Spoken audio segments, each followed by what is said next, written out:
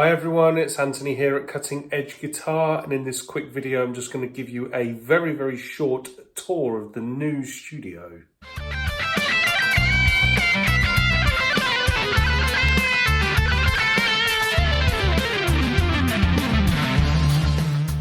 So if we start down this end, some of the kit that I used to have over at Big Noise Studios is in. Like, I've kept my KRKs, my lights and all that sort of stuff, but I've changed from PC to Mac, and I've also got Quad Cortex these days, which I'm going to be making a shed load of content about for you guys in the next little while. So make sure you stay tuned for all of that good stuff. So that's my little workstation, and just dotted around as well. I'll keep a few of my guitars so that it's nice, easy access for me to make content and teach, of course, because I'm not just a content creator, I'm also teaching. So a couple of the hard case stuff there. There's usually going to be a guitar on the stand at any point as well. Directly behind me, I've got my little wall of Blackstar. I get asked all the time, do I have shares in Blackstar, or am I endorsed by Blackstar or something like that?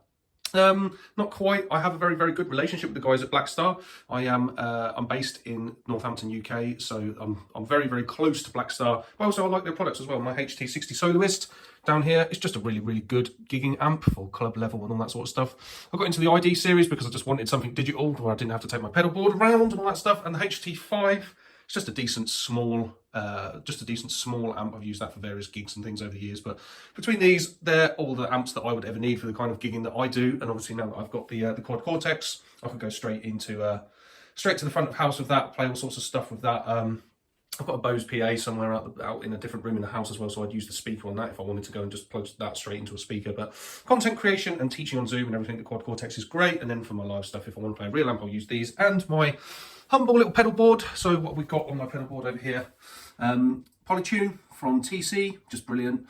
I use an MXR DC brick to power everything up.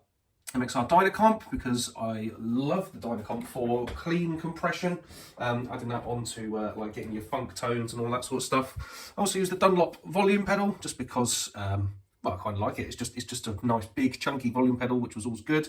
Crybaby Wah Wah, I've had that since I was like, I don't know, 14 or something like that. It's just a bog standard wah wah, but it's all good. Micro Qtron, because I got into a bit of auto wah on the funk stuff, which was kind of cool. And I just heard that one day when I was at Big Noise, actually. One of the guys in a band had one. I thought it sounded great, so I got into that. Tube Screamer, standard. If you don't know about Tube Screamers, where the hell have you been? They're just such a standard distortion pedal, and I'm an Ibanez fan, so I was into that. The two pedals up here from TC, the Corona Chorus and the Flashback Delay. Well, the Flashback is just a brilliant delay pedal. I was looking for a good chorus, and to be quite honest, when I was in the store, this was like a guitar, it was when I was getting the Flashback, I just tried a Corona and I liked it. Really decent, just a decent chorus pedal. Unfortunately named after everything that's happened in the past few years, I guess, but there we go. And then I also use a Ditto Looper from TC as well. A lot of TC pedals, they're just great pedals, aren't they? But the Ditto Looper is a great teaching tool. It's not something that I'd ever really use from a live perspective, but when I used to teach in the old studio and use the loop function for things, demonstrate to people, the Ditto's great for that. The kind of teaching I'm doing over Zoom and things like this nowadays, I'm using backing tracks really rather than looping things up, but I've got it there if I need it, which is all cool. So over at this side, I've got a couple more amps. The old Stinger, that's an old amp from back in the day when I was at school. It was really good, actually. Practiced on that for many hours when I was a teenager. The Blackstar ID Core Beam, I got that for just practicing next door when I was just working in the house, and I had the studio over in Northampton, but that's a great little practice amp. I've also got another of the ID digital series. So I do have some students that come here and visit me still. Not many. Most people have moved online now, and that's obviously what all of this has been about. But I have a few people in my local area that still come and take a lesson from me, so that's what they'll plug into, and they'll sit on the hot seat over here. Then I've got a few of my old guitars on my racks. So when I talk about this stuff, I have a Sir Pro series, and I've got a Prestige Ibanez RG in that case there. Anyone who follows my content would know this is my beloved Ibanez RG 550 that I've had all done up, stainless steel refrets, Damasio PF Pros, all that sort of stuff in there. In these cases over here, I've got my S series, which has been my most successful video on YouTube. It's had like nearly 40,000 views now, so it's been a good video for me. And I've also got my Paul Gilbert signature model in there. On the racks here, I've got a Mexican Strat, which I bought while I was at the Guitar Institute, mainly for doing like funk rhythm playing, function band work, all that sort of stuff. To be honest, it's just been, I've had a bit of work done on that, a bit of luthier work, but it's like, the pickups are all stock and everything, but it's just a decent little guitar, nothing special. My first ever Ibanez, obviously it's an RG series, and yeah, what else can I tell you about that? It's an RG 370DX stock. Played on that for hours and hours when I was a teenager. My first ever guitar in here, the old Rocket Special. It's got all the silly stickers on it and all that stuff. I also bought the Westfield when I was really into the darkness. When I was at school and I was really into the darkness, I got that. Just a silly purchase, really, I suppose. But I've got that set up for playing slide on now, actually. I've got 12 gauge strings on it and really high action. So if I ever need to do any slide work, I'll just do it on that. It's got a Seymour Duncan distortion in it and all that sort of stuff. It's not a great guitar, but I mean, the amount of slide that I play, I don't need a great guitar in there. My Faith Acoustic, that's a beautiful sounding guitar. I got that for my 21st birthday, actually, which was quite some time ago now because I'm an old man. But that's a really, really nice acoustic guitar. Again, I don't really play that much acoustic guitar. Acoustic guitars aren't massively for me. I'm an electric guy.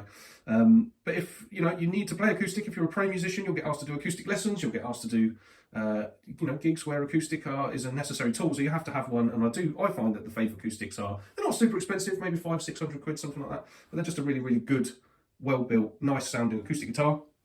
In the case in here, I've got my headless Ibanez Q that you've probably seen some videos about, because that one's doing quite well as well now, like 10 to 12k views on YouTube, I think. And the case here is just empty. That's what the old 550 is going to be going in. Then on my bookshelf up the back, oh yeah, this really good book, this one. Everyone wants to go out and buy that one. I know the author quite well. All it's just like educational material. So I've got some of my other hobbies. I'm really interested in World War II and history and them sorts of things. So it's just books and them sorts of things. But up here is a load of stuff, some of my educational resources that I used when I was younger. I've done a whole host of videos about educational guitar books that I like and all that sort of thing. But I sort of came into the guitar world at the time where you were stopping buying books and stuff and was moving into the digital age. So I've got a significant number of books that have been really, really good, but actually a lot of the stuff that I've used is digital content. So there we go. If I sort of stand over the back end, hopefully if you followed all of this, the build, the studio build and all the rest of it, you would have seen this go from being a shell into what it is now. It's absolutely awesome. I'm really pleased with it.